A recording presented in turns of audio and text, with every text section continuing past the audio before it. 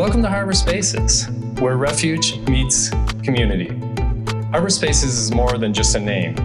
It's a sanctuary, a place of shelter, safety, and belonging. It's where we come to anchor ourselves, reflect deeply, and reconnect with what truly matters. Inspired by the rhythm of nature and the ever-flowing waters, Harbor Spaces offers a grounding presence in a fast-moving world. Here, we revive the lost art of community, communication, cooperation, and collaboration. This is a space for seekers, those who long for peace, purpose, and authentic connection. So take a deep breath, settle in, and welcome home. This is Harbor Spaces. So hey, welcome to Harbor Spaces. Today I have a good friend of mine from Maui, Hawaii, who now lives in Alpena. His name is Josh Weisfeld.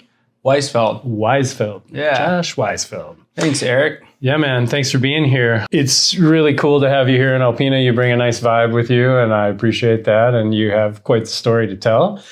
And so if you could just give us a little backstory of like who you are, why you were incarnated into this life, and what blood type you are, all that.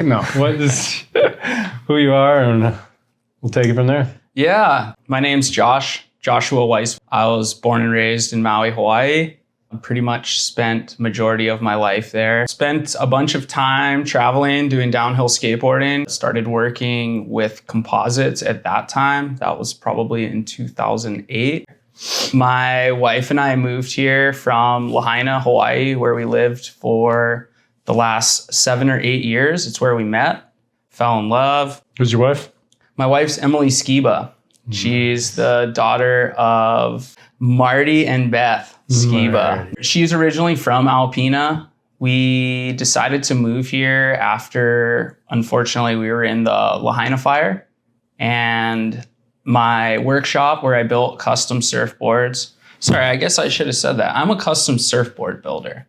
I handcraft surfboards from start to finish using vintage tools. My planers from the 50s. I have some hand planes that are even from like the 30s and stuff. Yeah, it's fun. I like the old stuff. How many people are still handcrafting surfboards these days? It's actually coming back because technology does exist that you can use a computer to use a computer router. You can use CNC technology to cut and create a board, and you actually don't have to manually shape and calculate and have good hand skills. So there is a resurgence. I wouldn't say there's a ton of us because technology is rendering us antiquated. I was very fortunate to learn from the world's oldest living surfboard shaper. His name's Bob Ole Olsen. Ole Olsen? Yeah. Nice. His brand is Ole. He's known for really classic nose riding longboards with like wood inlays and nose and tail blocks, as well as traditionally made wood boards. Super cool. So I had a shop near him for 5 years and had like an unofficial mentorship, friendship, and we'd be in each other's shop working back and forth. I got to really see a lot of his process and absorb, this dying breed, for lack of a better term. There's not very many of us anymore, and especially ones that are willing to impart knowledge on that masterful level. Yeah. Wow. That's, to me, it seems, I'm in Alpena, Michigan, so somebody building surfboards is pretty elite, and you do have a shop here now, correct? Yeah, I have a unofficial workspace. It's not really like a shop per se. It's where you could even call it like an art studio even. It is where I build all the boards. I have different rooms for different parts of the process. There's a clean room where I apply the fiberglass, then the resin, and then there's a dirty room where I do the shaping, the sanding, and all that kind of stuff. Gotcha. So do you have a name for your company, or you sell online? Do you plan on selling locally? I do have a brand. It's Jaw Surf. So my full name is Joshua Aaron Weisfeld, hence the Jaw. I've had my brand since 2013, kind of just underground doing my thing. This year, I'm putting a little more energy into branding it a little more, maybe making more than just surfboards that I've always done. I'm located on 220 Sauble Street, up above Owl's Pools and Spas. If you don't mind a little dust, a little smelliness, you're welcome to come check it out. Nice. Visitors are welcome, but it is just a workspace for sure. Nice. You said something about you were a downhill skateboarder? Yeah. Okay, what does that entail? Basically, you find the biggest, curviest hill you can and tuck into a tight little bullet shape and try to go as fast as possible. There's there's different ways. There's different plans of attack. There's free riding style, which you could really equate to like snowboarding. Doing 180s, going backwards. Guys like the Canadian guys I used to race with. I lived in Canada for a while, and the Canadians were really good at free riding. So they could ride both directions, switch foot and back, I guess, from snowboarding. Suckers were good at that. Yeah. I was into straight, going as fast as I possibly can and racing against other people. So in my peak competitive career, I was competing on the World Cup Tour of downhill skateboarding. There's an international race circuit all over. So in Europe, Australia, Canada, and in the United States. So I was chasing that. I was like a low level pro. I wasn't making any money, but I had subsidized stuff. And I was living a really cool experience for sure. Some of the best times in my life. I mean, it's like a traveling circus of 200 other like-minded weirdos. Fun. That's fun. Yeah, it was super fun. So yeah, I competed a lot. I've been in 20 World Cup races, 4 of which were world championships. I think I was ranked 28th in the world in 2008 or so. Yeah, I fucked around. That's fun. That's real fun. When you lived in Hawaii, so you were born in Hawaii? Yeah. You lived there until you moved to Alpena? Or did you live somewhere else beforehand? I went to college in Colorado, actually, which is where my love affair of speed and downhill skateboarding came from. I went to Greeley, Colorado, kind of didn't know much about it, just had been on Maui my whole life. You know what? This is something probably people in Alpena can relate to. When you're in a small place, you get stir crazy, and I couldn't wait to get out of there and away from Maui. Believe it or not, I couldn't wait to get away from Maui. I wanted to see something different. I went to Colorado. Having time away from a place that's really special makes you come to appreciate how special something is. Mm-hmm. Kind of like this place. So I hope we can draw that correlation. This place is really special here. Whether you realize it or not, if you've been here your whole life, you might see it through slightly jaded glasses, I was at one point in time in Hawaii as well. But yeah, it's really awesome here. Yeah, so I lived in Hawaii for, I guess, just 8 months. But being from the mainland, being on an island actually made me stir crazy too. Wow, I can get around the island in a day. I was like, whoa. Yeah, you can't go nowhere. It's just wild. You're locked by the sea. But anyway, it does, when you get out of that, you're like, whoa, so much to see and do. But who wants to leave paradise, really? I mean, Hawaii, for sure. Yeah. So I lived in Colorado for a couple years, and then I lived on and off in Vancouver, Canada. I was going back and forth, competing in the summers and then coming home to Hawaii in the winters and working, saving up money again to go back and do it over again. Nice. And so Emily moved out there at some point and you guys met and fell in love, obviously. And yeah. How long have you been with Emily? We are going on 8 years now. Nice. Yeah, it's crazy. Time really flies. Yeah. And so you were did you own a house in Hawaii? Did you rent? We were renting. Unfortunately, the affordability level of home ownership in Hawaii in general is pretty astronomical. It just seems like every time we would get money saved up and try to broach trying to get something, the market slid further and further away. So we just rented.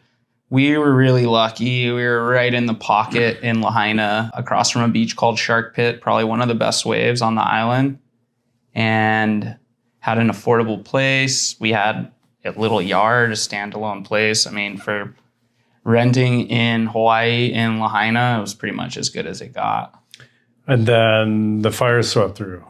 You were in the middle of it. That's how. Can you tell a little bit about the story of that and what happened there? Sure, yeah. Because inevitably, isn't that what kind of got you here? It was a big motivating factor. Okay. Yeah. Honestly, if that hadn't happened, we probably would have stayed on Maui and been struggling still, financially, or just working a lot. You got to just be hustling there so much. Right. Your monthly nut that you have to crack is so big there. It's just kind of crazy. So yeah, the fire. We had just got married, actually. So we got married like the month before. We got married here at the depot. Had an awesome month. We stayed here. We enjoyed like the rest of the summer. Just soaked it up being newlyweds. And we had just gotten back. I think we were back like 9 or 10 days and basically in full on work mode because I had taken like a month and a half off.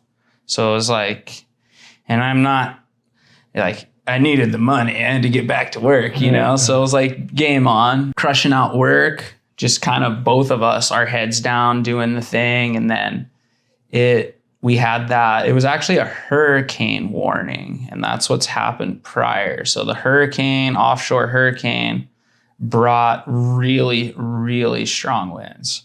So we woke up, I think I was up at like 2:30 in the morning the night before that, or that early that morning, I guess.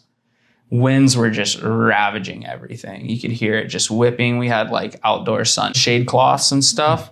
They just ripped. They were flailing around. I think I was out there trying to like unhook a bunch of that stuff, secure our outdoor space, like make sure the surfboards didn't blow away and stuff like that.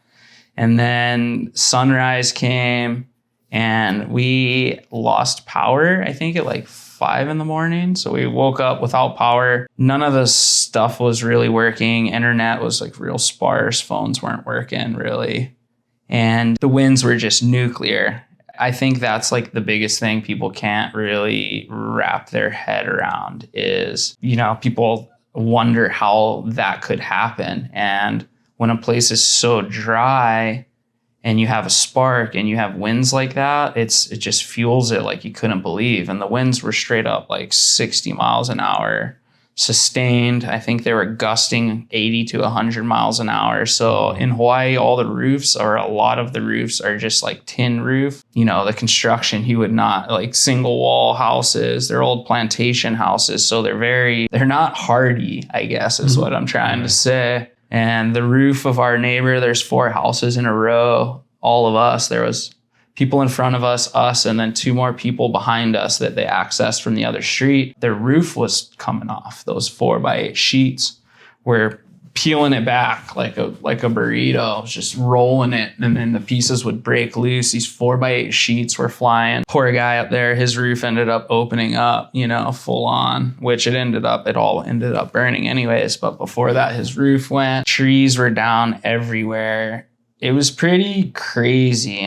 Like the energy of just nature. I don't know. It was like electric. Your senses are heightened. I think it was around 10 o'clock. We went to check on my factory, which was just like across town, like a mile and a half away. Tried to drive through town, had to divert a couple times because there was just like downed wires and kind of similar to like this ice storm experience that people had, like things like that were happening. Trees were snapped off everywhere, tons of poles down. So many poles broken. I went to the workshop, kind of checked it to secure it, and realized the exhaust fan in my sanding room had like been ripped off the roof. And like I found it in the parking lot, like pretty far away. It was crazy.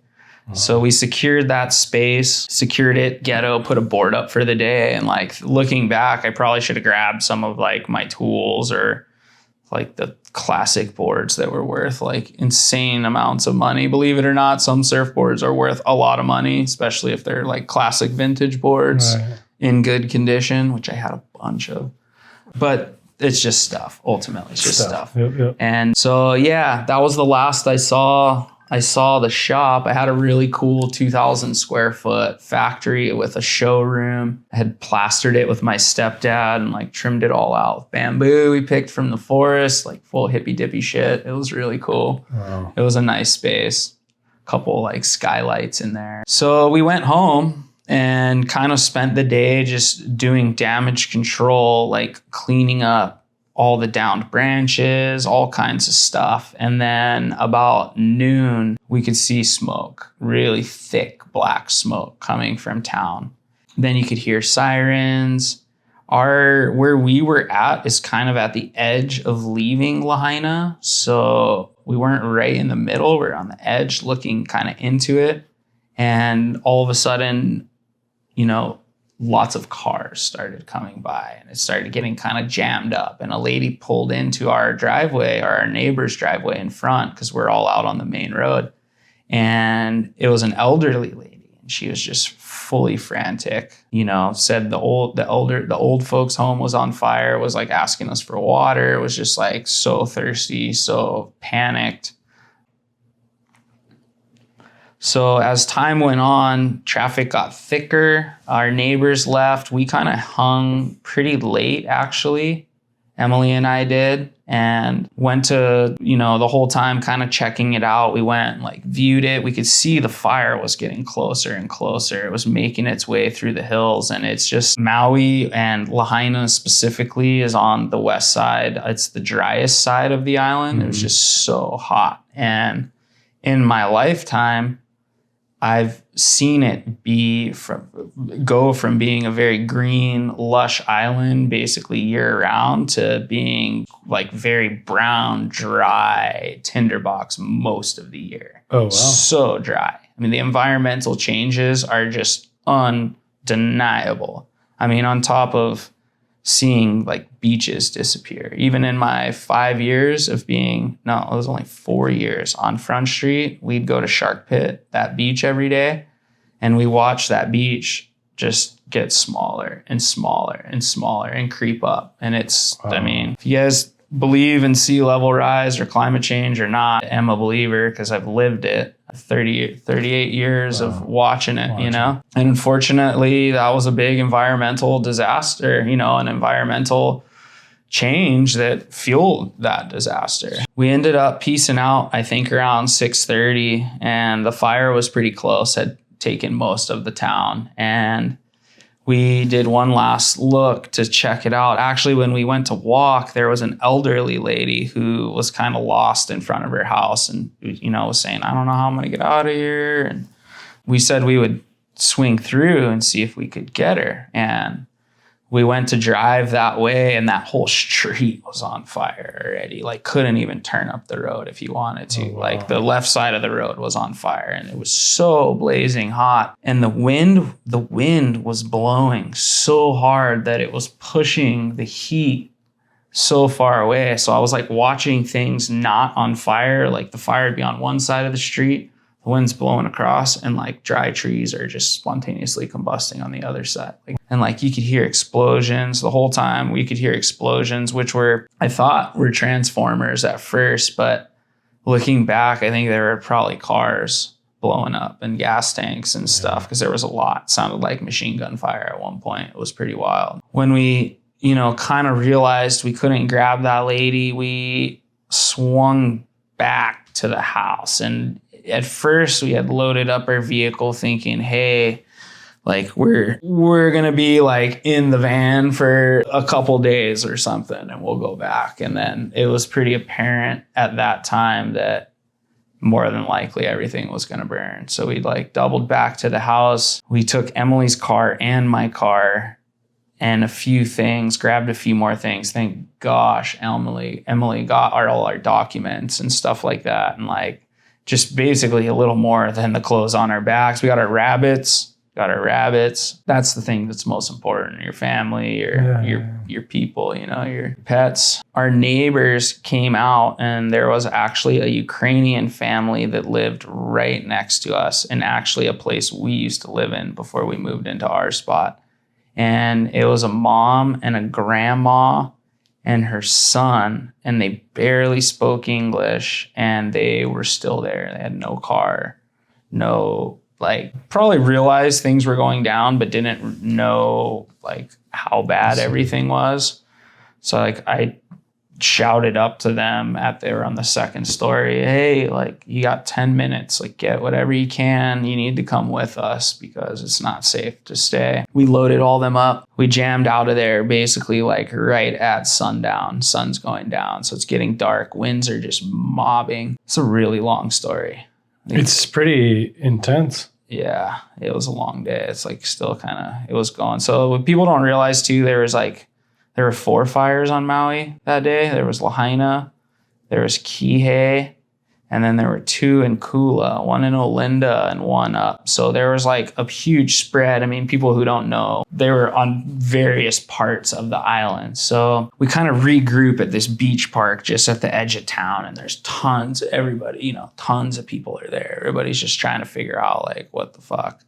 And I had this like forward white, van. We're all in the back of the van with the rabbits, all of us, and we're all blown, and we're like Cranian family, and we're just like, and then the reality hits of like, oh my gosh, like we're responsible for them now. And it's like, oh my God, it was like a whole nother thing. But I mean, the alternative, it's a no-brainer, you know what I mean? But it was like, I was just like, oh my God. So we sit there, we're just blowing around in the car, like in the dark with like a flashlight, like all sitting there, just like, okay, what now? And there was just a line of cars on the upper road trying to head back to Lahaina. And I knew there was a shelter on the other side of the fire, but I didn't know like how far, if you could get around it or what. So we go up, we get in this line of cars, and it's not really moving. And it's slowly moving forward. And I realize we're moving forward because people are just straight up panic. People in those situations just turned into sheep, and everybody panicked. It was wild. It was kind of wild. So everybody's sitting in line, and then I'm realizing we're only moving forward as cars turn around and get out of there. Like we're dead stopped. Like we're not going anywhere.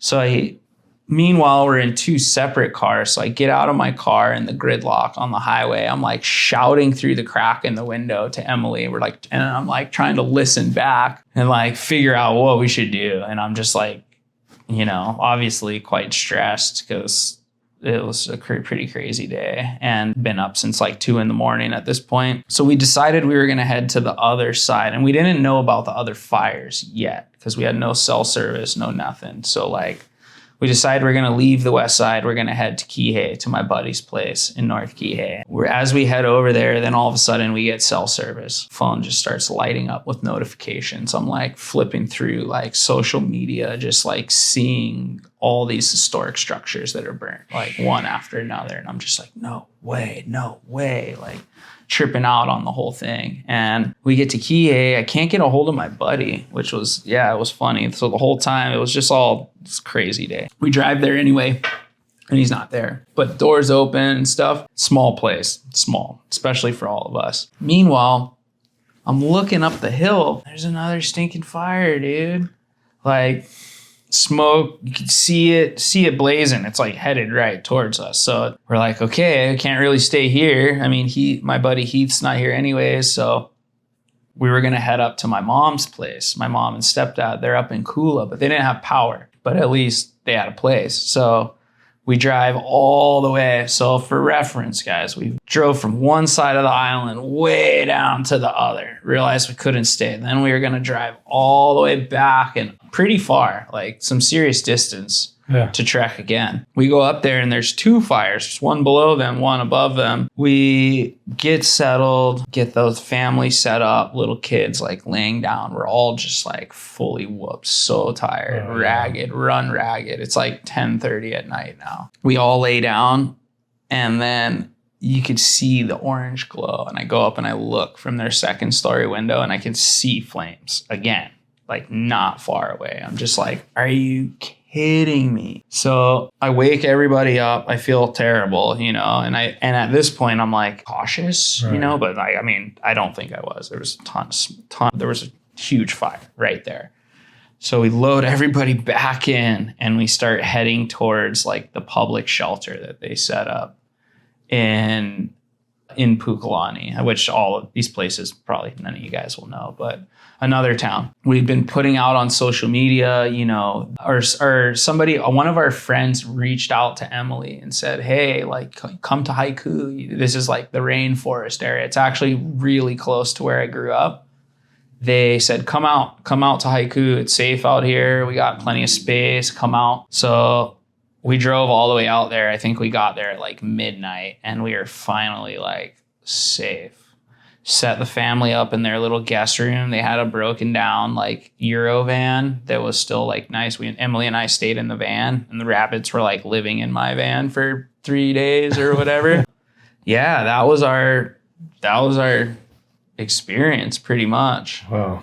2 days later, or like the next day, we went to town for supplies and the Ukrainian family was able to reconnect with their husband, finally got cell service, and he picked them up. So we never got to say goodbye or anything, but super glad that we got them. Thank you for sharing that story. And I want to like, you know, touch on a couple of things that you said. First of all, you know, if you don't think climate change is real, like it is, and it's happening everywhere. So like for that to be happening there, and then for you to be able to compare it to the ice storm of here recently, and I mean, that's never happened before. And how many times have we like heard that this year, even with the flooding, you know, right. in the Virginias, all this stuff, it is gonna affect you, whether you think it or not. It creates a storm that is more aggressive than you've ever seen, and it'll be something you've never experienced in a place before. Yeah. So that was redundant on my part. Yeah, no, it's like, these are small warnings. And I mean, that wasn't a warning. You were like, fucked. I mean, I think the warnings were a long time ago. And like the scientists have been telling us this stuff for a long time.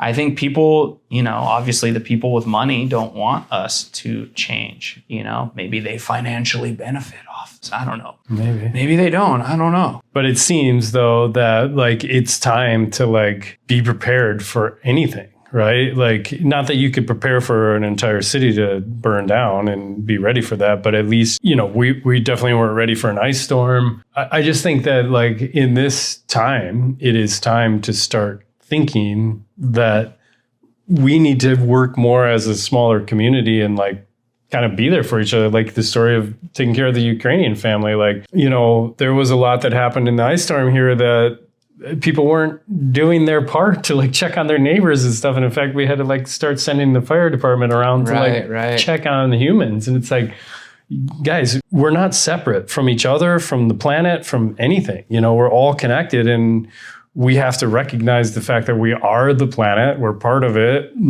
we are nature, and that it doesn't matter who your neighbor is in a time of, you know, if you don't necessarily politically or whatever get along with your neighbor, at the end of the day, you're still a human.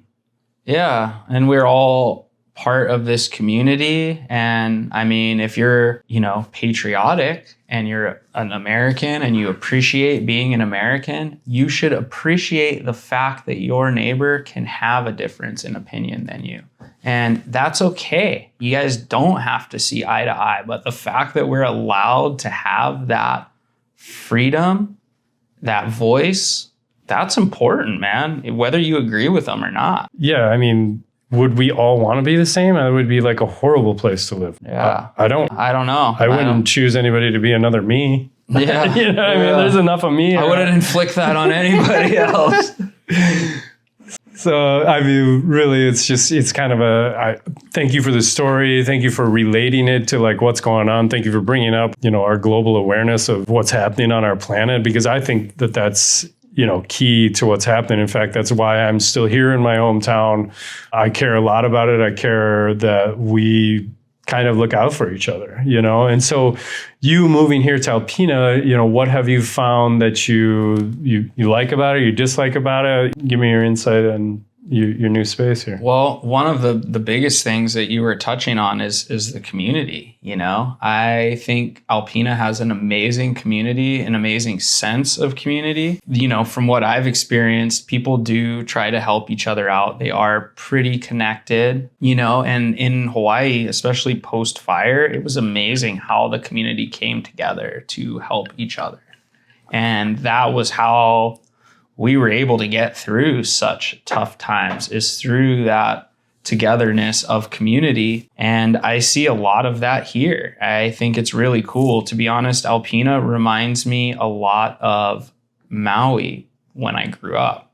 So when I say like when Maui was still really cool, before it got sold out, before it, you know, it got so expensive, before so many people came there with different mentalities. And I mean, not that different mentalities are bad, but it really shifted, I feel like, the energy of the island. Yeah. So I really dig that about Alpena. And you guys can't see it, but there's just all this water out here. It's amazing how vast this water source is and all the natural space we have around here. I mean, you go just a few minutes in any direction and you're in some pretty sick nature spots. And something I've never experienced in Hawaii is having so much space without people around. I've never been on like in such a beautiful place on a beautiful beach and not had like hundreds, if not thousands of other people there. You know, it's like,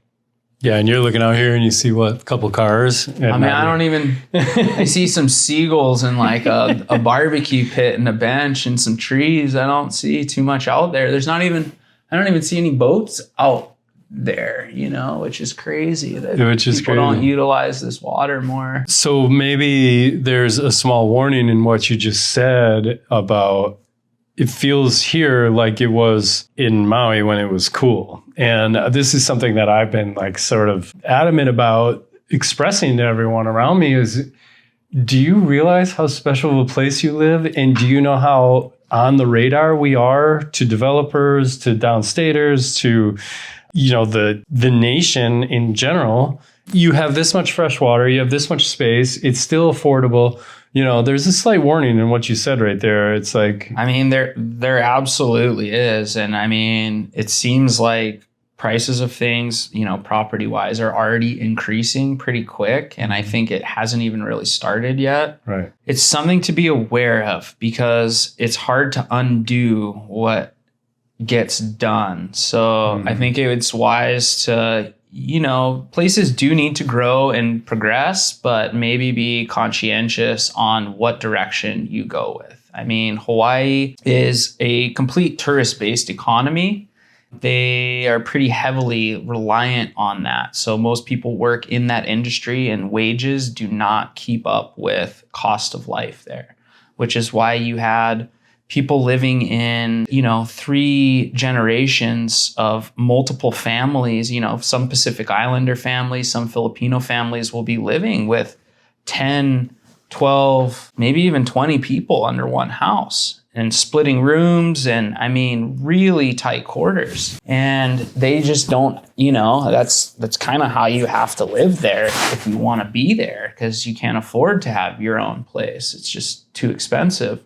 I just recently saw a 2-bedroom, 2-bath condo listed there. Somebody was posting for rent. It was a modest $4,900, electric not included. It's like, wow, to rent it. So it's like, it's crazy, you know? I would just say be conscientious of what direction you go. Make sure you're thinking about your community and maybe not just about the dollars. I mean, dollars are important. Ultimately, that is what makes most people's decisions, but these are lifelong decisions, you know? So make good ones. Yeah, which just brings up the point, like, you know, look into the future, look 7 generations out and how to achieve what you want, what the integrity of your city is, you know, for Alpena. Most of the people that live around here and Northeastern Michigan in general is they love that slower pace of life. They love the space that you were just talking about, the trees, the water, you know, the fresh air. And So to me, it seems like any city in northeastern Michigan should have like a master plan or a 7-generation goal already set in motion. And then any sort of development or industry or tourism or economic development that you want to put in place, is it going to get you aligned to that same space in the end? Or are you going to have to try to undo something that you wish you thought the dollars were going to bring something in, and then now you just price gouged out your locals? Yeah. And that's what ends up happening. I mean, more Hawaiians live out of Hawaii than in Hawaii at this point. People, I mean, I'm a priced out local. You're looking at one, can't afford it. The median house price there is $1.4 million. If you're looking for something not as nice as we're sitting in right now. Yeah. And certainly not as close to the water or with this view. Yeah, certainly. Just saying. $1 million view right there. Just saying. Yeah, this is a special place. And I think, it ultimately, I think it boils down to even our federal politics, because it seems like there's such this polarized division of people instead of togetherness, which obviously we're not communists. I'm not saying that, but we think of our common goal of humanity while having our own, beliefs and values. But it seems like one person does something, the next one just wants to undo it. And we go back and forth and back and forth and back and forth. And instead of thinking about the total progression, instead of our personal agenda progression, maybe. Yeah. But I mean, I absolutely love the idea of that concept you told me of 7 generations. It's like, if we thought like that, whew. Yeah. And why did that ever go away? But the thing that you just brought up, though, is like unifying, because, when you think about being in the fires, like in the end, it didn't freaking matter. Life was life, and let's take care of it. And let's get in my van. Oh my God, now I'm responsible for you. Holy cow. But who cares? In a time of tragedy, you are human at the end of the day.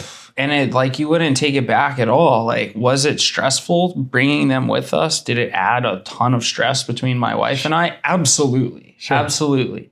Would I do anything different? No, because looking back, we probably saved their lives, Right. And it's like a temporary inconvenience to permanently save this person. I mean, okay. To me, I'm the kind of person, I don't even think twice about that stuff. Right. If I see a car crash and there's nobody around there, I'm running to it. You know what I mean?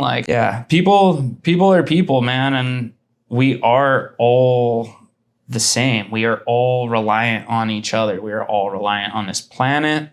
We need the planet more than it needs us. We need nature more than it needs us. It's time to take care. Yeah, I was just talking to the mayor of Alpena today, and we were talking about the ice storm and some of the warning signs that we've been given to unify and to really come together. And I was saying to her, it's kind of crazy that in a moment of stress and strain like the ice storm, everybody looks to the city hey, you got this? You gonna fix this? And I'm like, dude, there's 12 people in the city that you're asking to fix this. And you've got 30,000 people without power, people on oxygen, old people stuck in their homes for days, freezing. I mean, it's not about the 12 people saving you. That's when you become a real yourself. And you gotta be a real human. What I did is I checked on all my people, made sure my daughters were safe, my girlfriend, everything was safe and in place. And then, okay, now the oxygen mask was on me, checked my closest people, got the oxygen mask on them. Yeah. And then went out into then you branch out. And you go out into your community and you say, who needs what? Yeah. And I think that we need to stop pretending the government or your city or whatever is going to take care of you, and start realizing that this is a big world and you're here for more of a purpose than to just go get a paycheck and come home and live in your comfort zone. For sure. And we're all getting pushed to the limits. I mean, we've been in trauma stress mode since COVID. Everyone on the planet. Yeah. And so wake up, realize that everybody's feeling that way, and give a little grace, shed a little love, smile a little more, and do what you can to help out that situation. I think I just appreciate your story so much, because it may seem so far away to us, oh, you're in Hawaii. Well, you're here now. And there's a reason for it. And it's like this message, if nothing else. Yeah. And I mean, look how many places got smoked since, I mean, we had the LA, then all that. My geometry is not so good. No, it's a joke. My geography is not great, but there was all that stuff in Virginia, and they're still like completely wiped out. And I mean, correct. And I mean, we're not out of the wildfires right now either. Like come August with all these trees snapped all these off broken and this trees and dry pine everywhere from super dry. All it takes is one like person not watching their burn patch and getting a little too close to something in it. I mean, if there's wind, it's wind is what does it, man. Right. When the wind is howling like that and you give it fuel, that thing will run like you will never believe. It was incredible. I've never seen anything like that in my life. And I'm so grateful that exit out of that situation was pretty graceful. And I mean, as crazy as it was compared to other people, we weren't like leaving our cars and running and jumping over the wall and floating in the water, because I had friends and people that I know that did that. And it's like we were good, I'm so grateful. It was easy for us in that regard. Thank you again for the story and for just bringing to light so many things that we need to be aware of. Oh, you're welcome, we're not isolated. We're not special. Everybody is susceptible at this point. Just getting back to you making it here to Alpena and enjoying the space and that sort of thing. Is there, have people received you well? Have you felt loved? I mean, obviously Emily's from here, so she brings that charm and brings you in. I mean, to be honest, I've felt a lot of love here and felt very positively receptive. People have received me really well. Growing up as like a haole boy, as they would say in Hawaii, I always grew up getting shit. And even though I was born and raised there, I was blonde haired, blue eyed, and that's all that mattered to some people. I experienced that roughness growing up, to put it lightly, I guess. I think people are super curious here about what I'm doing. They're really into it. There's actually quite a thriving surf scene on the Great Lakes that I didn't realize. And believe it or not, there are a couple really good waves not too far from us.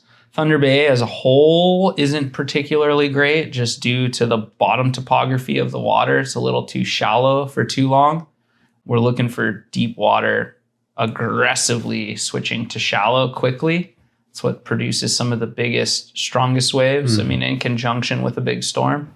So I people are rad here, man. I mean, I like it. I grew up in the country and slower pace. Like I said, it reminds me of growing up in Maui back in the 80s and 90s. And I like that there's no traffic and I can go jam, or I can stop on the street and talk to my friend. Nobody's blowing their horn at me to get out of the way. Have you caught a wave here yet? Yeah. Nice. Yeah. I mean, in the Thunder Bay, I've gone for many a paddle, but I've surfed quite a bit since I've been here. That's awesome. It took me a bit, obviously getting our house set up, moving our whole life, getting situated, building the workshop, and then also like learning how to forecast and guess where waves were, because I didn't know, and figuring out where waves actually are and then waiting for those waves. I feel like next year I'm going to score pretty hard because everything's in place.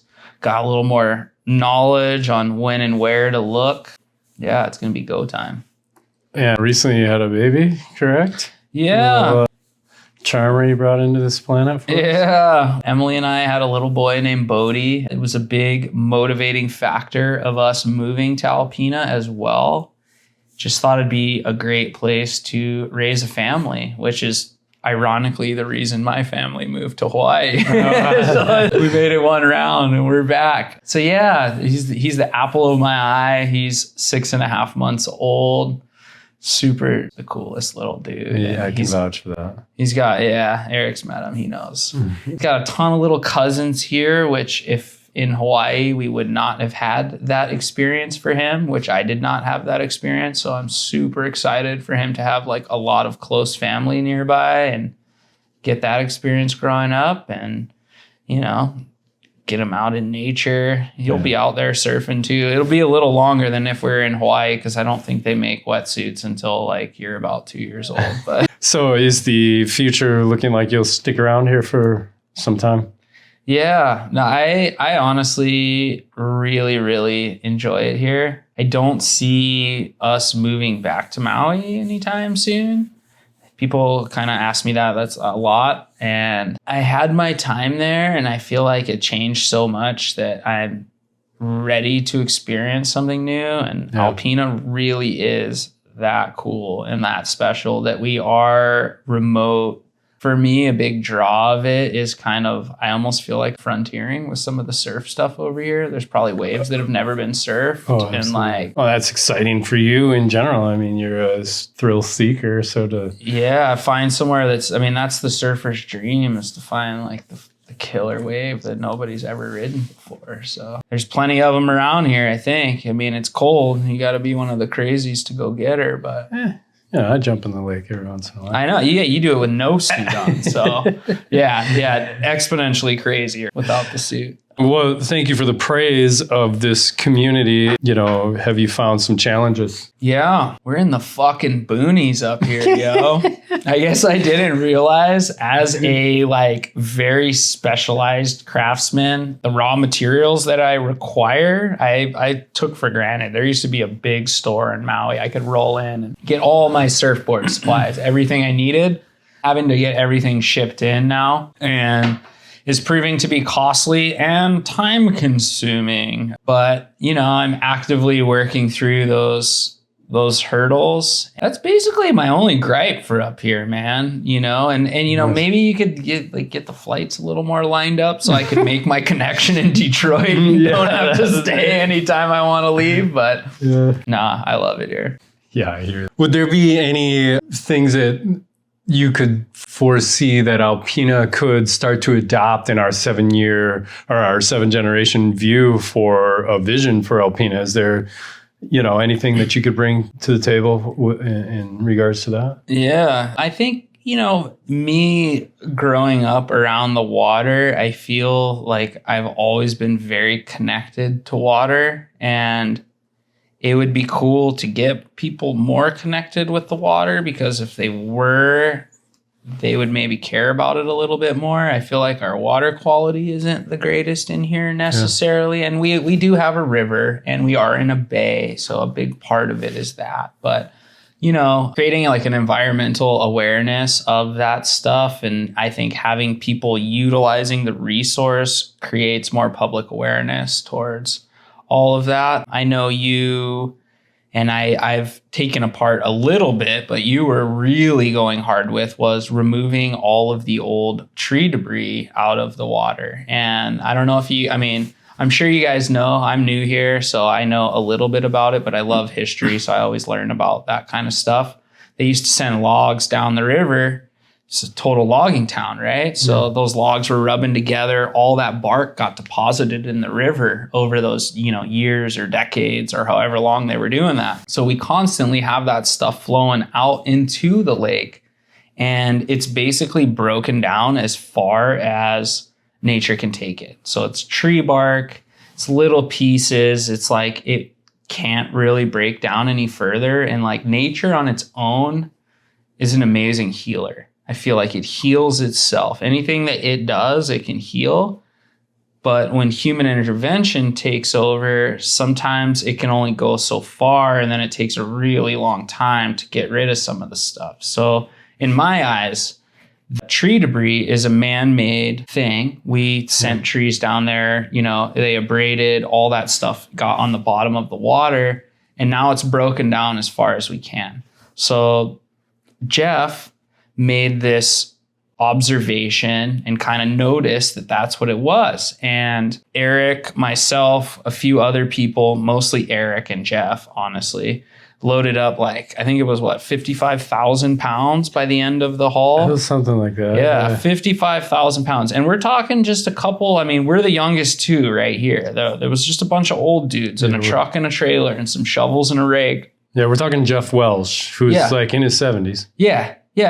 So it goes to show that like 10 people with a concerted effort. So when I first moved here, the turbidity, the ability to see through the water out there was horrendous. And it kind of is again right now. It's bad again. But through the season, by the time, summer was over and we had been doing that and we had taken that 55,000 pounds out of there was a noticeable difference, because I go paddleboarding out here regularly when it's nice. There's some amazing shipwrecks out here. They're only 9 feet under the water. Can't see a damn thing. Right. Can't see them, and it's like, You should be able to see them. And, I think obviously it'd probably take 5 to 10 years of doing this thing to really see, because stuff's out there deep and stuff. But I could honestly see a difference by the end of the season. And I was out on the Blair Street Pier, and this random couple was out there, and we're all looking at the water, and they were an older couple, and they told me, hey, like, wow, the water's so nice here, not knowing that I had taken part in cleaning this at all. So it was pretty cool to like relish in this moment, but secretly. They said they had come 20 years prior, and that this beach where we were was so disgusting they would never think about setting foot in it. And they were just like kind of taken aback about how clean it was, and how they were like in awe, honestly, in awe. And it was cool that just consistent effort of a few individuals yielded a tangible result, I thought. So if we all, if we're going to go like full Schoolhouse Rock here, if we all put our energy into something, or not even into the same thing, into something, put your energy into something with a couple other like-minded people, you'd be amazed what you guys can accomplish. You can make things better, you can clean things up, whatever your jam is, whatever you're into. You could be into birds, you could be into trees, you could be into owls. I mean, as long as you're not into destruction, you're cool with me. Yeah, exactly. Good point. We're so sidetracked by social media, TV, politically, and just the agenda is everywhere. And it's like, you live here. I mean, I guess this is my message for Alpena. It's like, you live here for a reason. Connect with it. Connect with it. Connect with this water. Connect with the trees. And it's morel season. Like, go pick some mushrooms. Like, there's amazing. What a cool place we live in. I mean, for me, I'm experiencing seasons for the first time, and it's like, it's wild. It's wild. And also to your point, like when we're looking at like development and economic growth and that sort of thing, I really think like Northeastern Michigan in general, like held off all of that progression towards box stores and becoming like everywhere else for so long. And now we're starting to be like, well, we want those things. We've always wanted these things. And it's like, no, you don't. You made it this far, and you kind of made the full revelation where like the progression is in the preservation now. So if you can preserve something that you've had this whole time and you didn't put a Starbucks on your beach, then nice freaking job. Preserve that thing, and everybody's looking to come sit there on your beach because it isn't like that. That's the draw, is the character. And I totally appreciate that about people here, and supporting, like in an economic sense, trying to support local. Yeah. Because it's super important. And like, granted, there are some big box stores, and a lot of people just will buy the cheapest thing. But when you do that, it has an effect. When you buy something local, when you support somebody local, you're not just buying something. You're not buying a CEO his like 5th beach house. You're supporting some dude or some lady and their kids' baseball lessons, buying their uniforms. You're literally supporting somebody's dance lessons. Like, so yeah, I think that is a huge draw of Alpena, is its rootsiness. It's rootsy, man. It's cool. It's old. It's like, it's got character. I love that they're like trying to redo the downtown how it was back in the day. I'm constantly blown away with some of like the really cool old architecture, and like especially the brickwork on some of these buildings. Like, the people building this stuff were masters at their craft. It is incredibly detailed, and they're not just building a building. They were building something that was also aesthetically gorgeous. And it's like, that's pretty cool. They were at the top of their game, I think. Absolutely. And just to double back on what you said, like, yeah, you paid $3 extra for whatever it was, at the mom and pop shop. But just that revolution of money that stays within your community is what is going to bring the preservation. It's what's going to bring the peace and the happiness and the joy. When you spend that money, and like you said, it goes to the CEO's 5th beach house in Maui, then what?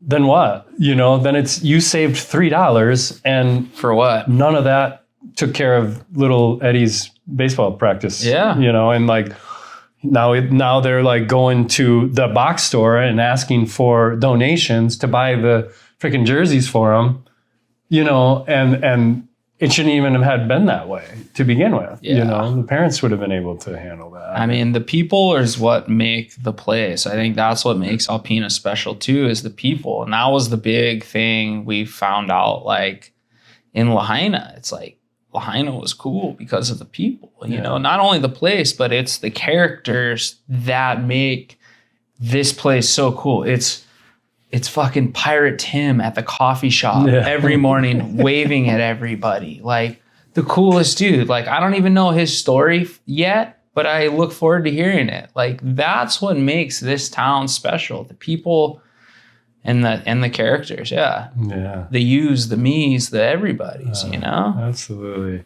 Hear that, Alpena. Just hear that for a second and let that like soak into your heart center, because you are from a special place and you are a special breed, and you need to like glorify yourself in that and like feel peace in that and want to keep that integrity within you and around you. Watch what you're asking for when you're asking for these box stores or for more convenience to come to your town.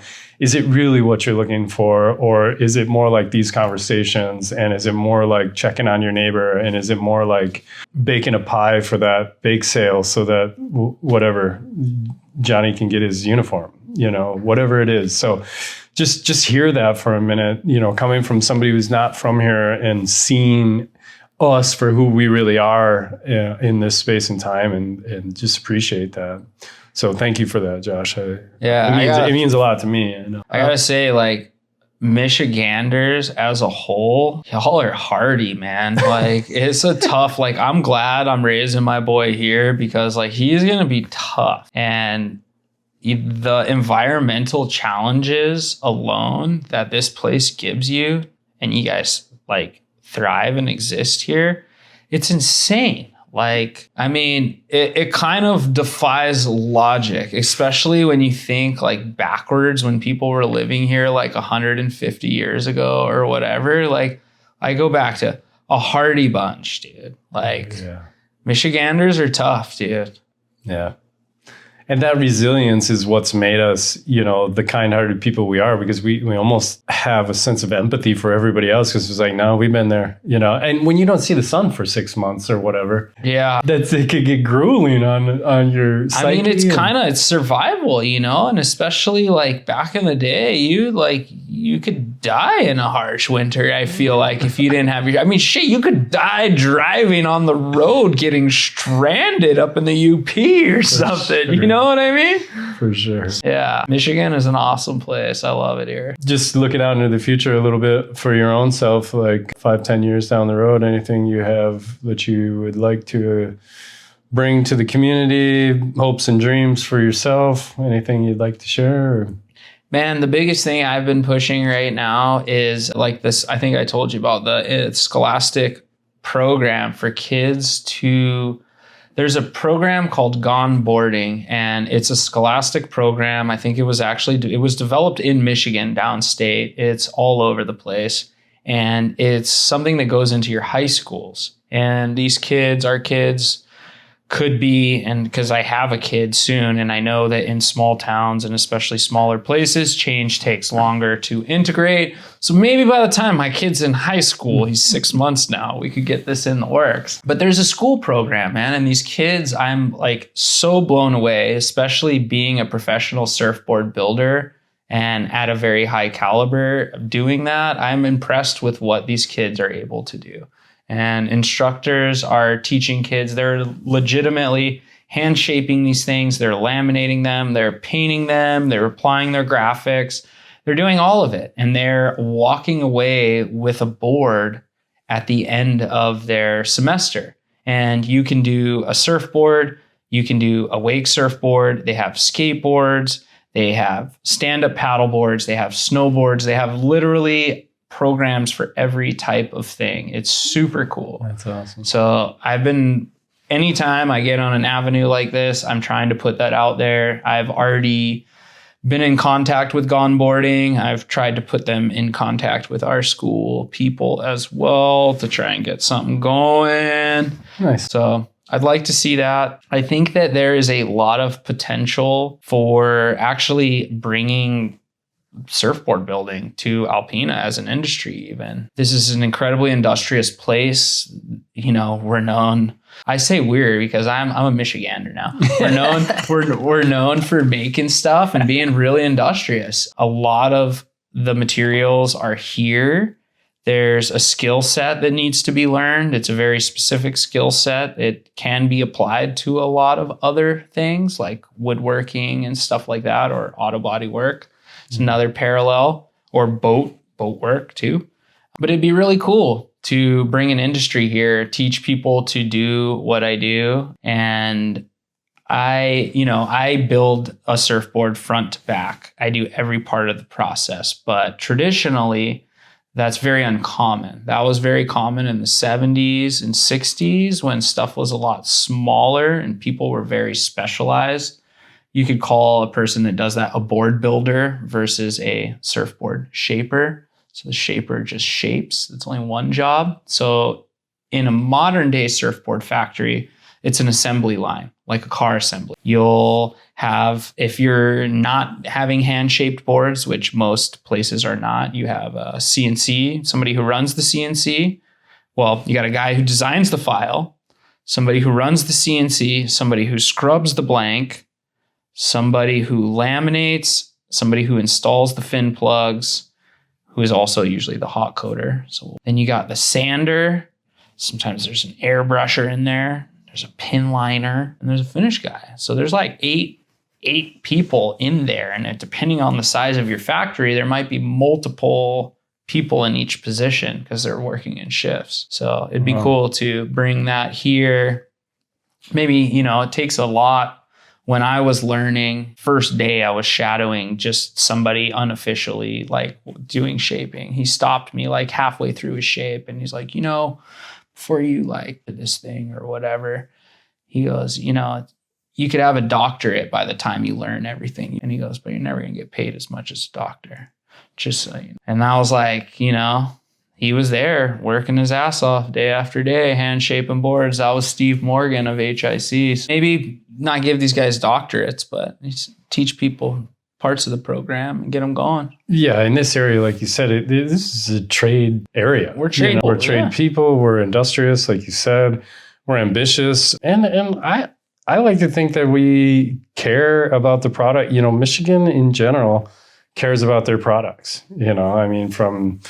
From GM to, totally to like the restaurant that I owned, we care. We want a good product and we want it as localized as possible. And so, thanks for that energy and that outlook, because I think that would be a beautiful industry to bring here. And so we're talking jaw surf, like industrial jaw surf coming down. Surf supplies, Yeah, and it circles back to supporting local, so creating jobs that help sustain our local economy, but also back to what I didn't like here, the struggles of getting the materials I'm used to traditionally using has been very challenging. However, there are alternative materials. I could shift the way I do my construction, and I'm more than likely moving this avenue, and it'd be about 80 or 90% Michigan-based materials even. So not only are they produced here, but I'm trying to source my materials from here as well. And when the time comes to start, expanding and having people come in and work with me, I'd like to keep that all local too. Beautiful. Beautiful, bro. Keep her going, dude. Well, as we wrap up here, I would love for you to, if you wouldn't mind sharing how people could connect with you, your website, whatever, just to plug yourself. Sure. Some shameless self-promotion. You can find me on Instagram if you guys do that. I have a great portfolio of work on there, as well as just random content of what I do. You can find me at jaw.surf. You can find me online at jawsurfboards.com, or you can just come into 220 Sobel Street above world famous Owls Pools and Spas and come talk story anytime. Come talk story, baby. Yeah. Or if you see me around town, say hey. Absolutely. Yeah, great guy to talk to. So he'll definitely enjoy the conversation.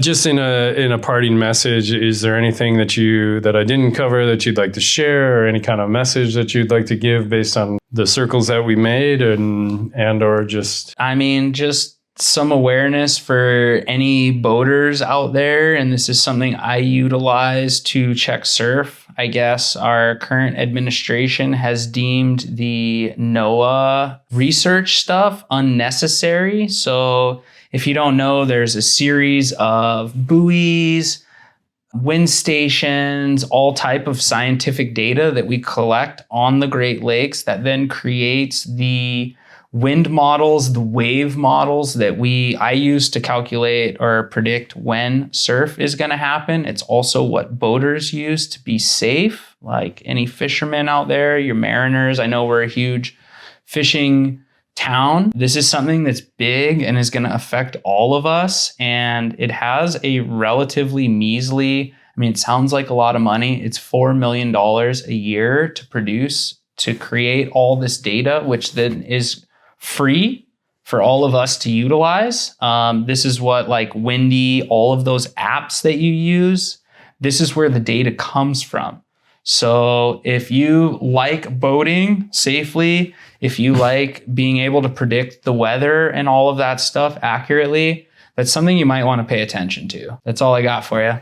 No, I appreciate that. That's a very relative thing to say, because the administration seems to be cutting out some things that seem very relevant to safety. And I pay my taxes. I'll pay taxes for that all day, absolutely. Man. Yeah. Absolutely. Take my money. Take my $3. You heard it here. Let's all give $3 to get NOAA back online. And speaking of NOAA, the marine sanctuary we have here is so important to our local economy. That would be one more thing I would say to people, just be more aware of what's going on. Just because it's happening doesn't mean you have to say okay and just move on with your life. It's probably all right to question that and get involved, see what you can do.